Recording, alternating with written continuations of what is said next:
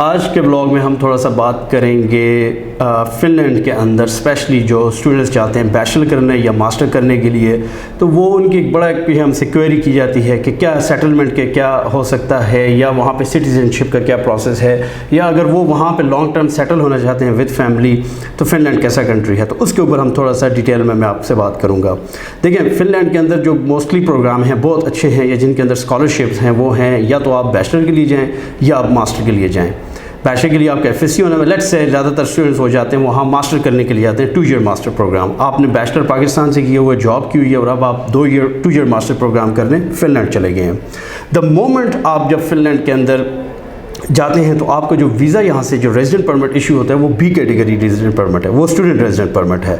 It means जब तक आप स्टूडेंट रहेंगे वो ईयरली बाय ईयरली आपकी एक्सटेंशन होती रहेगी। जो मास्टर डिग्री स्टूडेंट है जैसे ही मतलब उनका एडमिशन हुआ, उनका जो रेजिडेंट परमिट पहला आता है तो वो होता है B कैटेगरी रेजिडेंट परमिट, उसको टेम्प्रेरी या स्टूडेंट रेजिडेंट परमिट होता है। अब उस रेजिडेंट परमिट जब तक आप स्टूडेंट हैं वो आपकी कैटेगरी वहाँ के ऊपर स्टूडेंट ही रहती है। अब जब उसे लॉन्ग टर्म में अगर मैं बात करूँ उस प्रोसेस जब सिटीजनशिप प्रोसेस के अंदर, तो वो सारा टाइम जो आपने एज अ स्टूडेंट वहाँ के ऊपर लगाया होता है वो नेशनलिटी के प्रोसेस में उसको वो कंसिडर करते हैं हाफ। मतलब अगर आपने स्टूडेंट रेजिडेंट परमिट या B कैटेगरी रेजिडेंट परमिट में 2 साल के प्रोग्राम को लेट्स से बहुत मेहनत करके आपने 3 सालों में कंप्लीट किया, तो वो जो 3 साल हैं वो सिटीजनशिप में कंसिडर होंगे 1.5 साल। या फॉर एग्जांपल आपने 2 साल की डिग्री 2 साल में की तो वो जो सिटीजनशिप में उसके बाद वो कंसिडर होगा वो 1 ईयर कंसिडर होगा। अब उसके बाद नेक्स्ट स्टेप क्या है, और ये फ़िनलैंड के अंदर बहुत ही ज़बरदस्त ये खूबी है जहाँ वो सिटीजनशिप प्रोसेस के अंदर स्टूडेंट टाइप को भी लेते हैं। इसके मुकाबले में आप कहीं भी देख लें, इवन स्वीडन के अंदर देख लें, बाकी यूरोपियन कंट्रीज़ के अंदर देख लें, वो जो जब सिटीजनशिप प्रोसेस टाइम कंसिडर होता है तो वो उसके अंदर वो टाइम नहीं लेते जो आपने एज ए स्टूडेंट लगाया है। तो ये बहुत बड़ा एज है फ़िनलैंड के अंदर। लेट्स से आपने 2 साल में डिग्री कंप्लीट की, अब वो सिटीजनशिप प्रोसेस में 1 साल कंप्लीट है। इसके आगे एक और बहुत बड़ा एडवांटेज जो उन्होंने स्टूडेंट्स को दिया हुआ है, ये स्टूडेंट्स के अंदर सबसे बड़ा एडवांटेज ये है कि आपने जैसे ही डिग्री कंप्लीट की, मास्टर डिग्री, आपके पास डिग्री है, कोई भी उस वक्त अगर आपके पास जॉब है जो आपको ग्रॉस अराउंड 1100 जो हैं, रूल्स चेंज होते रहते हैं लेकिन आज की तारीख में अगर हम बात करें 24 जून 2021 में, तो रूल्स ये हैं कि अगर आपके पास कोई भी जॉब है जिसकी ग्रॉस इनकम जो है वो अराउंड 1100 के है, मतलब ग्रॉस इनकम है विदाउट इनकम टैक्स के, टैक्सेशन के बगैर की, तो आपको और आपकी मास्टर डिग्री है वो कन्वर्ट हो जाता है, आपका status A convert category resident permit हो जाता है। स्टेटस A को कंटिन्यूस भी बोलते हैं। अब लेट से आपकी डिग्री ख़त्म हुई, आपने स्टेटस A कन्वर्ट करवा दी, और इसको कन्वर्ट कराने के लिए बहुत से मुल्कों के बहुत डिफरेंट रूल्स हैं। कहीं प्रोफेशनल डिग्री मस्ट हो गई है, कहीं के ऊपर लिमिट बहुत हाई है, लेकिन स्टिल फिनलैंड के अंदर लिमिट इतनी लो है कि जस्ट आपका पार्ट टाइम जॉब करते हैं ना तो वो भी आप ऑलमोस्ट इस लिमिट को रीच कर जाते हैं। कोई भी न्यूज़पेपर डिलीवरी या कोई डिलीवरी वाली जॉब करते हैं, लेट से जैसे ही आपने डिग्री की है उसके बाद आपके पास हल्की फुल्की जॉब है, साथ आपने अपनी मास्टर डिग्री लगाई, आपका वीज़ा हो गया A। यहाँ मैं ये बात ऐड करूँ, ये जो A वीज़ा आपको डिग्री के बाद सिर्फ इतनी हल्की फुल्की जॉब के साथ मिल जाता है। यही A वीज़ा फिनलैंड के अंदर आपके पास डिग्री नहीं है और आप लेना चाहते हैं, कम से कम जॉब की रिक्वायरमेंट है वो 32-33,000 यूरो है। इतनी हाई लिमिट के ऊपर जाके आपको A कैटेगरी वीज़ा मिलता है, लेकिन बिकॉज आपने वहाँ मास्टर किया हुआ है हल्की जॉब के साथ भी आपको A कैटेगरी वीज़ा दे देते हैं। अब उसमें डिफरेंट है, पहला आपका साल का भी लग सकता है, दूसरा उसके बाद आई थिंक 4 साल का है, कुछ इसकी इस तरह की रूल्स एंड रेगुलेशन है। उसके बाद सबसे बड़ा उसमें एडवांटेज ये है कि आपकी साथ आपकी फैमिली, उनका भी वीज़ा कैटेगरी अगर वाइफ है तो चेंज हो जाएगा, A हो जाएगा।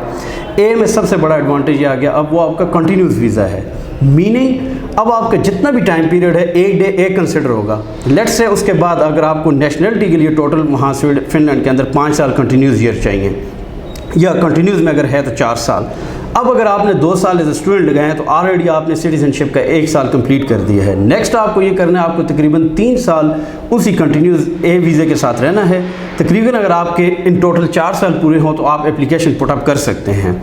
मतलब मुझे ये लगता है कि अगर स्टूडेंट्स एक प्रॉपर होमवर्क किया हो तो इन टोटल उस डे से जब वो फिनलैंड के अंदर जाता है मास्टर डिग्री करने के लिए लेट्स से, या बैचलर डिग्री करने के लिए, टू द पॉइंट टोटल 5 सालों के अंदर मिल मिला के वो बंदा रेडी हो जाता है सिटीजनशिप पासपोर्ट एप्लीकेशन डालने के लिए।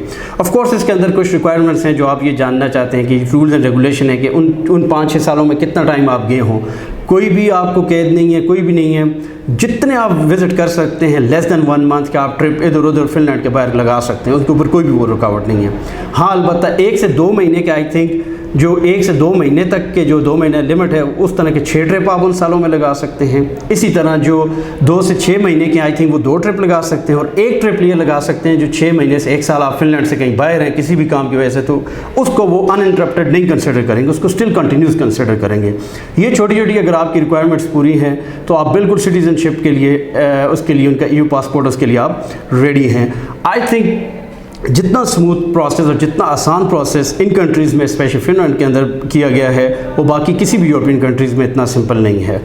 आई होप आपको ये सारी चीज़ समझ भी आ गई होगी, स्पेशली जो स्टूडेंट मुझसे ये सवाल करते रहते हैं कि वो चलें फिनलैंड पढ़ना भी चाहते हैं, हायर उनका स्टैंडर्ड ऑफ एजुकेशन है, सब कुछ है, लेकिन लॉन्ग टर्म में हमारा क्या सेटलमेंट है। आई होप मैंने आपके तमाम क्वेश्चंस के आंसर कर दिए होंगे, लेकिन फिर भी अगर आपको कोई क्वेश्चन है तो don't hesitate to write us, WhatsApp कर लें या ईमेल कर दें।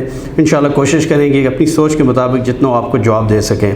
PS एक लास्ट बात जो मैं यहाँ ऐड करूँ, ये रूल्स चेंज भी हो सकते हैं, लेकिन ये इस तरह एब्रप्टली चेंज नहीं होते। जस्ट इन केस अगर आपको कुछ भी है, कुछ लिंक्स हमने दिए भी हुए हैं, बड़ा इंपॉर्टेंट है आप migree.fi की वेबसाइट से अपडेटेड रहें कि ये डिफरेंट रूल्स एंड रेगुलेशन हैं क्या हैं। Thank you very much for watching.